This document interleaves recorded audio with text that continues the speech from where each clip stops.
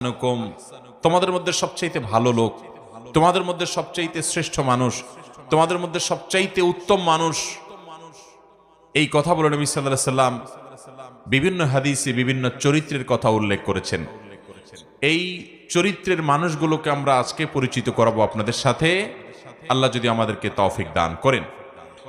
11 শ্রেণীর মানুষের কথা আমরা জানি বিভিন্ন হাদিস থেকে।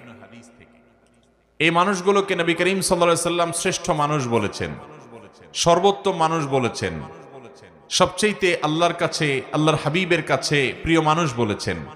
আমাদের সমাজে এরকম অনেক মানুষ আছে যে মানুষগুলো আল্লাহ এবং তার রাসূল সাল্লাল্লাহু আলাইহি সাল্লামের চোখে শ্রেষ্ঠ এবং প্রিয়, কিন্তু এই 11 জন শ্রেষ্ঠ মানুষের চরিত্র যদি আমরা কেউ ধারণ করতে পারি, সে হবে গোটা সমাজের মধ্যে সবচেয়ে শ্রেষ্ঠ, সবচেয়ে উত্তম, সবচেয়ে ভালো, সবচেয়ে নেক এবং সবচেয়ে আল্লাহওয়ালা মানুষ।